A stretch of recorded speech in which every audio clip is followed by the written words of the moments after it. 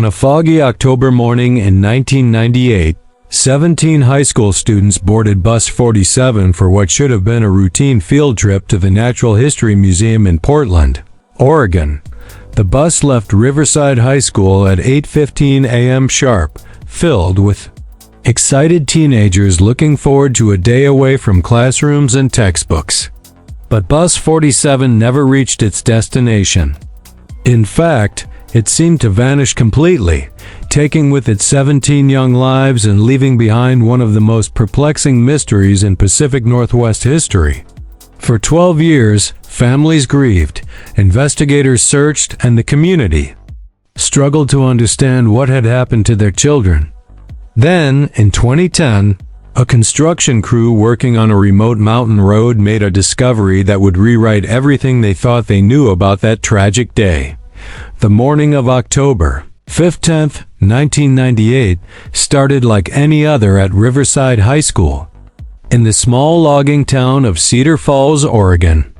Located about 60 miles east of Portland, Cedar Falls was the kind of place where everyone knew everyone, where Friday night football games brought the entire town together, and where tragedy was something that happened to other people in faraway places. The 17 students who had signed up for the museum field trip were typical teenagers, a mix of honor students, athletes, artists, and dreamers, all united by their excitement about missing a day of regular classes.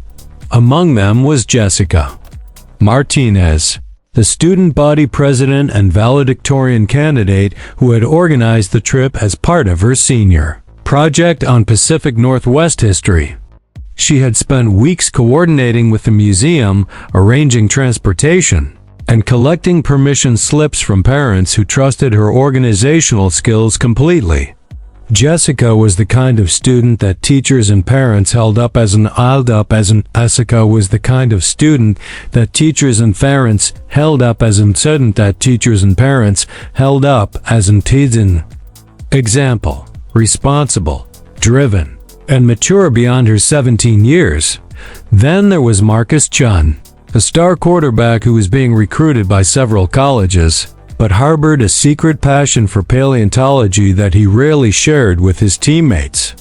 The museum trip was his chance to explore dinosaur exhibits without worrying about maintaining his tough guy image. His girlfriend Sarah Williams was also on the bus. She was the editor of the school newspaper and had brought her camera, planning to document the trip for a feature article about hands-on learning experiences. The group also included the Thompson twins, Amy and Ashley, who were inseparable despite having completely different personalities. Amy was outgoing and theatrical, already planning her move to Los Angeles after graduation to pursue acting. Ashley was quiet and studious, with dreams of becoming a marine biologist. Their younger brother Jake, a sophomore, had begged to be included in the trip and had been thrilled when Jessica agreed to let him join despite the original restriction to juniors and seniors. Other students included David Park, a talented musician who carried his guitar everywhere and was known for impromptu performances in the school hallways. There was Maria Santos, whose family had moved to Cedar Falls from El Salvador when she was 10, and who was now helping other immigrant families navigate the school system while maintaining a perfect GPA.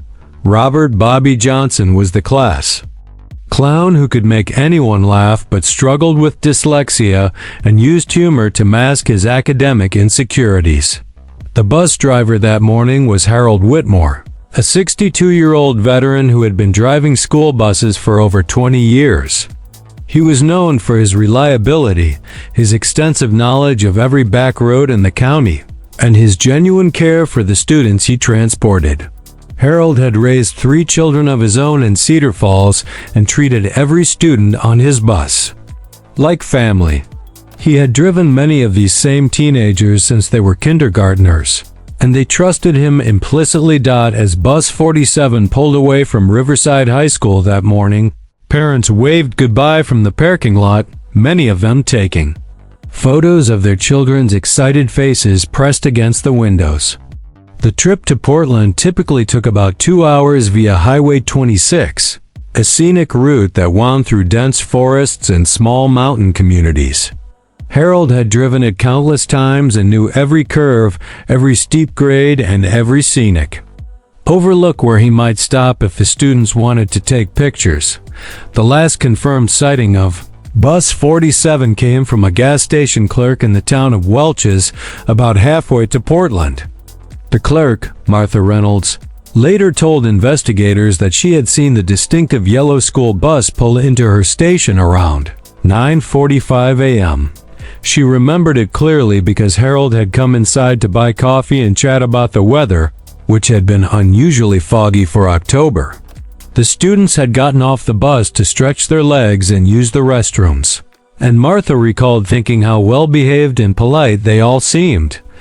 Harold had mentioned to Martha that he was taking a slight detour on the way back to show the students a particularly beautiful waterfall that few tourists knew about. It was the kind of thoughtful gesture that made him beloved by generations of Cedar Falls students. Martha watched as Bus 47 pulled back onto Highway 26, heading west toward Portland.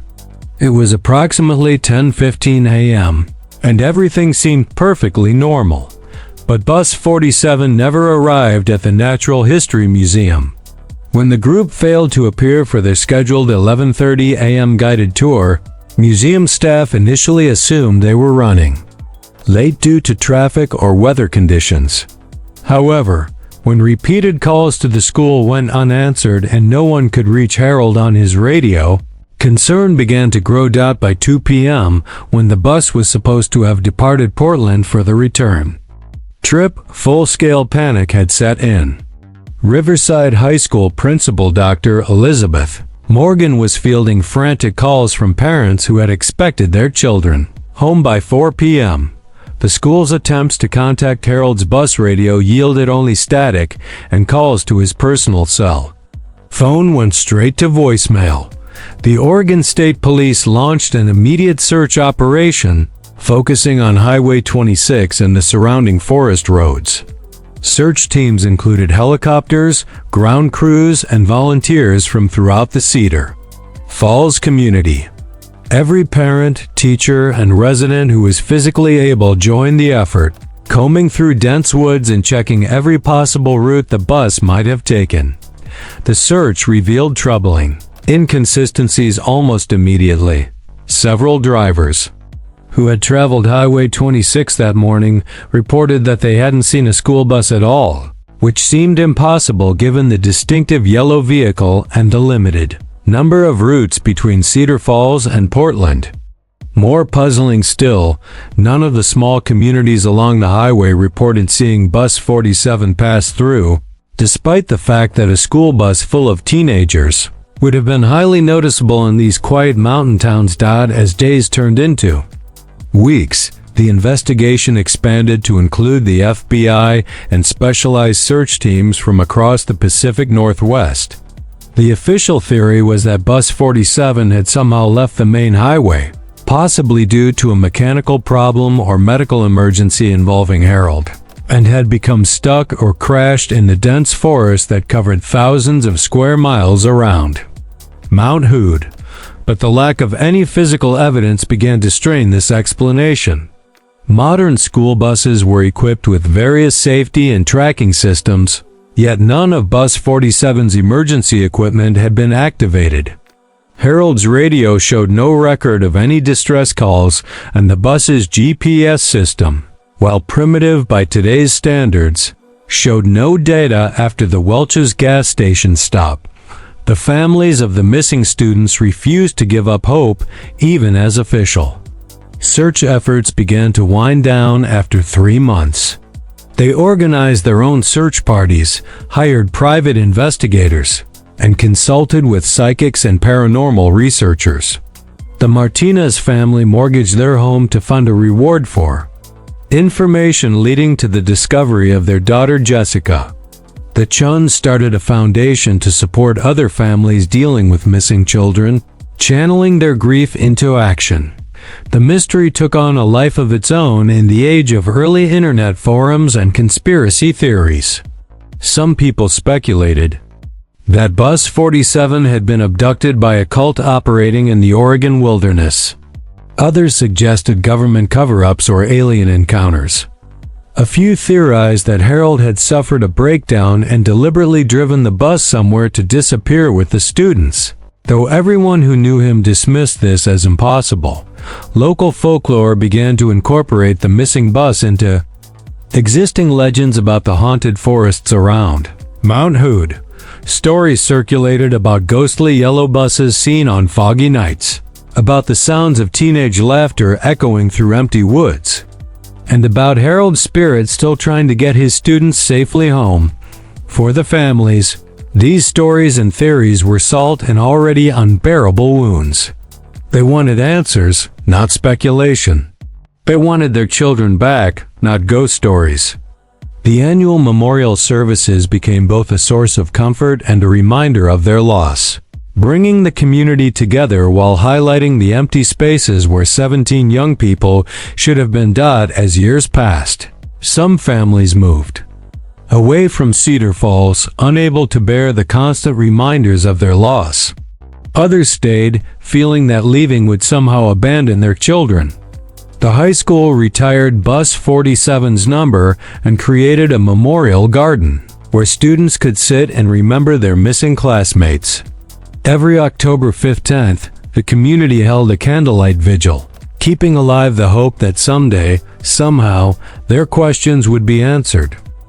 The breakthrough came 12 years later in the spring of 2010, when the Oregon Department of Transportation began a major reconstruction project on Forest Service Road 4891, a remote logging road about 30 miles south of Highway 26.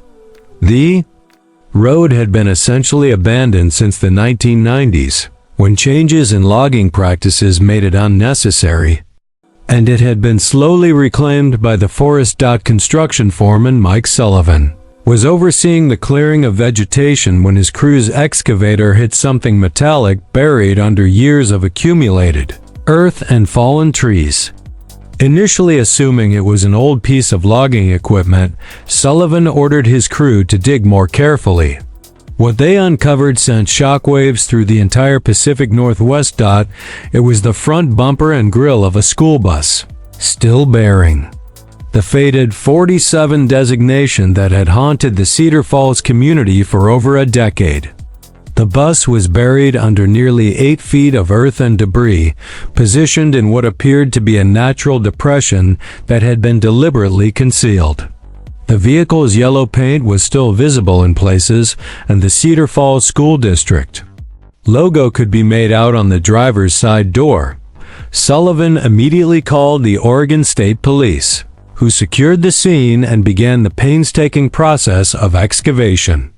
What they found defied every theory that had been proposed about the disappearance of Bus 47. The bus was not damaged in any way that suggested an accident. There were no signs of mechanical failure, no evidence of a crash or medical emergency. Instead, the vehicle appeared to have been deliberately buried, hidden from view in a location that was miles from any reasonable route between Cedar Falls and Portland. Even more puzzling was the complete absence of human remains. The bus was empty except for some personal belongings, backpacks, textbooks, Jessica's carefully organized trip folders, Marcus's playbook, Sarah's camera with film still inside. The seats showed no signs of struggle or violence, and the students' belongings were arranged as if they had simply gotten up and walked away. The discovery raised more questions than it answered. How had Bus 47 ended up on a remote logging road that was barely accessible, even with four-wheel drive vehicles? How had a 40-foot school bus been buried so completely that it remained hidden for 12 years? Most importantly, what had happened to Harold and the 17 students? The forensic investigation of Bus 47 and its contents became one of the most extensive in Oregon history. Every fiber, every fingerprint, every microscopic piece of evidence was analyzed by teams of specialists. The film in Sarah's camera was carefully developed, revealing photos from the early part of the trip, students laughing and joking on the bus, scenic views from the windows, and the last shot she had taken at the Welch's gas station showing several of her classmates posing playfully by the bus stop, but these images only deepened the mystery. The students appeared relaxed and happy, showing no signs of distress or awareness that anything was wrong. Harold was visible in the background of one photo, checking the bus's tires with his usual methodical care. Everything looked completely normal, right up until the moment they had seemingly vanished from existence. The investigation took a dramatic turn when Hahnemann, forensic accountants, discovered irregularities in Harold's personal finances dating back to early 1998. Bank records showed several large deposits into his account from an untraceable source, totaling nearly $50,000 over the 6 months preceding the disappearance. This revelation shattered the community's image of Harold as a simple, honest man who would never harm the children in his care.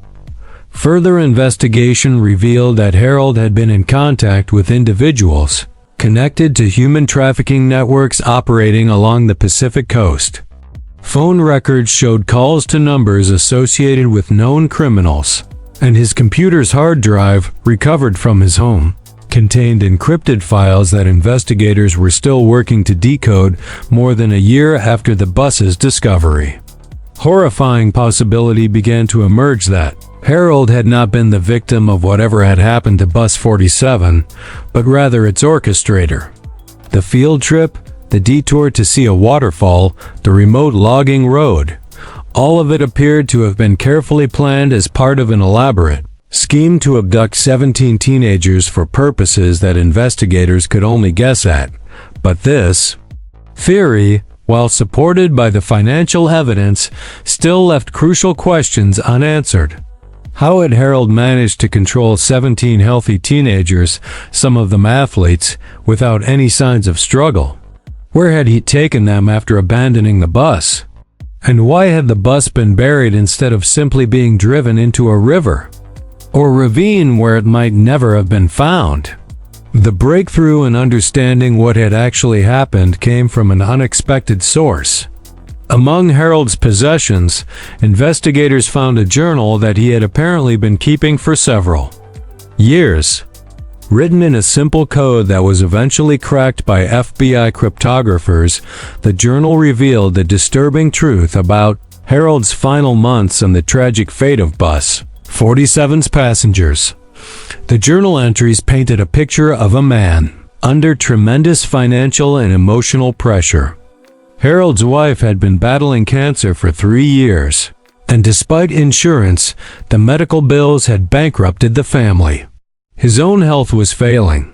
He had been diagnosed with early-stage dementia, but had hidden the condition from his employers and family, terrified of losing his job and his ability to support his wife's medical care. In his desperation, Harold had been approached by individuals who promised him enough money to solve all his problems in exchange for what they described as a simple favor.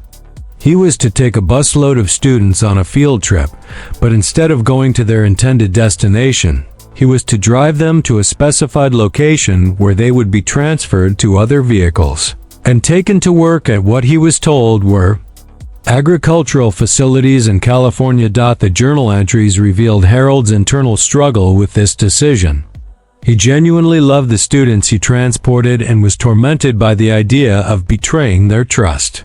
But his desperation and his deteriorating mental state eventually overcame his moral reservations. He convinced himself that the students would not be seriously harmed, that they would be put to work on farms where they would at least be fed and housed, and that the money he received would allow him to save his dying wife.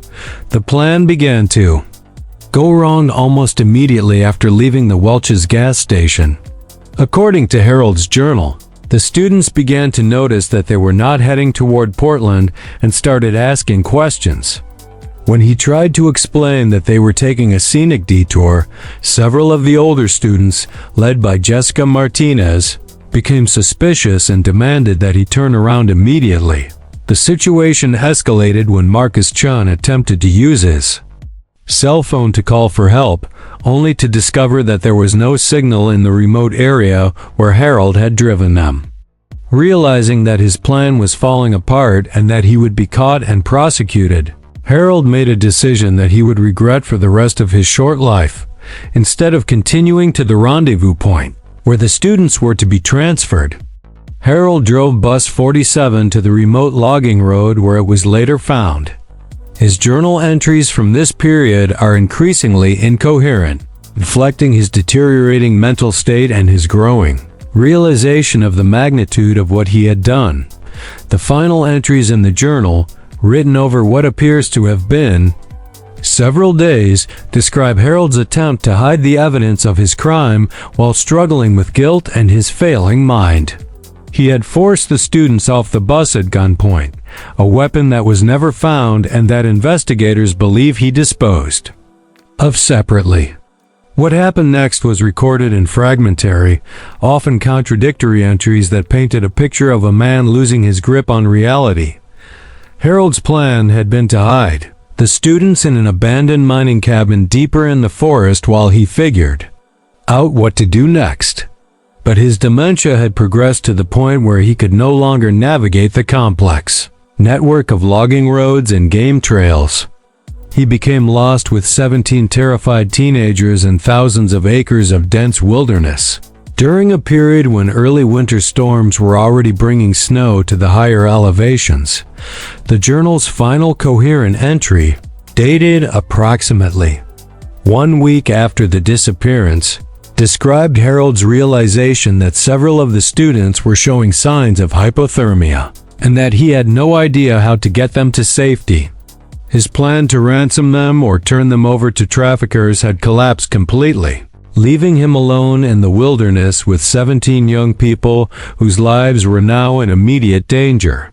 The journal ended abruptly, with the final entry consisting of a single sentence: "God forgive me for what I have done."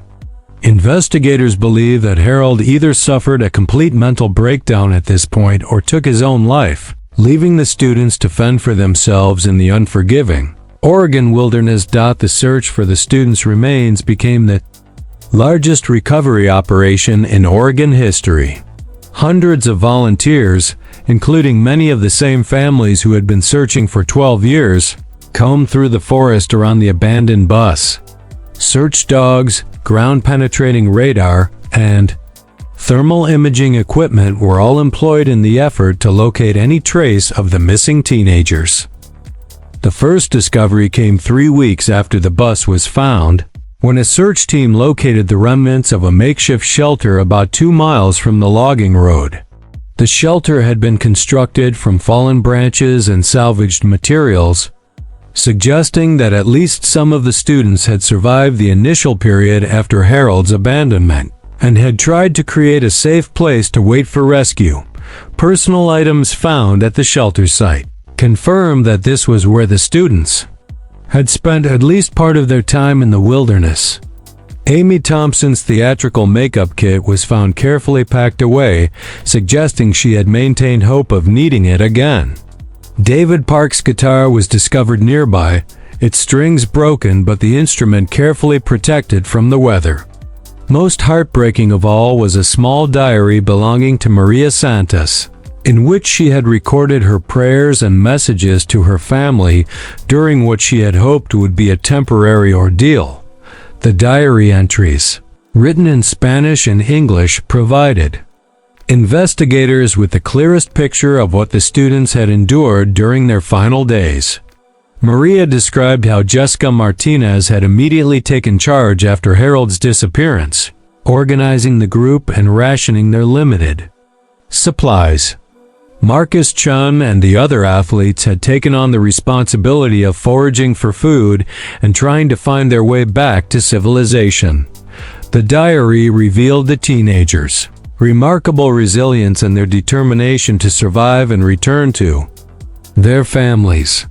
They had established a daily routine with different students taking turns as lookouts, food gatherers, and fire maintainers.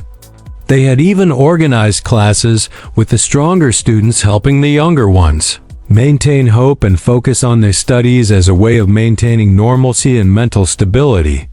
But the diary also documented their growing desperation as days turned into weeks and no rescue appeared. The October weather had turned cold and wet, and their makeshift shelter provided little protection from the elements. Several students were becoming sick, and their limited food supplies were running out despite careful rationing. Maria's final diary entry, dated approximately 3 weeks after the disappearance, described the group's decision to leave the shelter and attempt to hike out of the forest before winter weather made survival impossible. Led by Jessica and Marcus, they had planned to follow what appeared to be an old logging road in hopes of finding a way back to civilization. This decision, while understandable given their desperate circumstances, had proven to be fatal. The logging road they had chosen to follow led deeper into the wilderness rather than toward safety, and the group became scattered as the strongest members tried to scout ahead while others stayed behind to help those who were struggling with illness and exhaustion. Over the following months, search teams recovered additional evidence of the students' final journey. Personal belongings were found scattered along various trails, suggesting that the group had indeed split up and that individual students had attempted different routes to safety. A backpack belonging to Bobby Johnson was found hanging from a tree branch, apparently placed there as a signal to potential rescuers. Sarah Williams' camera strap was discovered wrapped around a trail marker, another attempt to leave clues for search teams. The most significant discovery came nearly 2 years after the bus was found, when hikers located what appeared to be a cave system that had been used as a shelter. Inside, investigators found clear evidence that several of the students had spent considerable time there, including a calendar scratched into the cave wall that tracked days into December 1998, more than 2 months after their disappearance. Cave contained personal items from at least 6 different students, suggesting that a portion of the group had managed to survive much longer than anyone had initially believed possible. Most remarkably, they had found scratched messages on the cave walls, final letters to family members, expressions of love and hope, and even some attempts at humor that reflected the indomitable spirit of these young people, even in their darkest hours. One message, carved carefully into the limestone wall in Jessica Martinez's distinctive handwriting, read, "Mom and Dad, if you find this, know that we never stopped believing you were looking for us. We tried so hard to come home. Tell everyone we love them and that we were brave." Below it, in Marcus Chun's handwriting, was a simple addition, "Go Pirates," a reference to their high school mascot that brought both tears and smiles to the recovery teams. Despite the extensive search efforts and the recovery of personal belongings and evidence, the remains of Harold Whitmore and the 17 students of Bus 47 were never found. The vast wilderness of the Mount Hood National Forest, with its deep ravines, underground river systems, and dense vegetation, had apparently claimed them completely. Investigators theorized that the harsh winter of 1998-1999, which had brought record snowfall to the region, had likely buried any remains beyond the possibility of recovery. The case was officially closed in 2013, with the determination that Harold Whitmore had abducted the 17 students with the intention of turning them over to human traffickers, but that his deteriorating mental condition had led to the plan's collapse and the eventual death of all parties involved. The families, while devastated by the confirmation of their worst fears, found some measure of peace in finally knowing what had happened to their children. The discovery of Bus 47 and the subsequent investigation had profound impacts on school safety protocols throughout Oregon and beyond. Background checks for school employees were strengthened, GPS tracking systems became mandatory on all school vehicles, and new procedures were implemented to ensure that field trips could be monitored in real time. The Cedar Falls community established a memorial scholarship fund in honor of the 17 students, providing financial support for college-bound seniors who demonstrated the same qualities of leadership, determination, and care for others that had characterized the bus 47 passengers. The scholarship recipients are announced each year on October 15th, ensuring that the memory of these remarkable young people continues to inspire future generations. Perhaps most importantly, the case served as a reminder of the incredible resilience of the human spirit, even in the face of unimaginable adversity. The evidence recovered from the wilderness painted a picture of 17 teenagers who had refused to give up hope, who had supported each other through their darkest hours, and who had maintained their humanity and love for their families even as they faced their final days. Their story, while tragic, also became a testament to the power of community, the importance of never giving up on those we love, and the reality that sometimes the most important mysteries are solved not by professional investigators, but by the persistent love and determination of families who refuse to let their children be forgotten. Today, Forest Service Road 4891 has been permanently closed to public access, and the area where Bus 47 was found has been designated as a memorial site. Visitors can hike to a small clearing where a simple stone monument bears the names of Harold Whitmore and the 17 students, along with the inscription, "They never stopped trying to come home." The mystery of Bus 47 reminds us that even in our modern world, with all our technology and communication systems, it is still possible for people to simply vanish without a trace. But it also demonstrates that love, determination, and the refusal to give up hope can eventually uncover even the most carefully hidden truths, bringing closure to those who need it most and ensuring that no one is ever truly forgotten.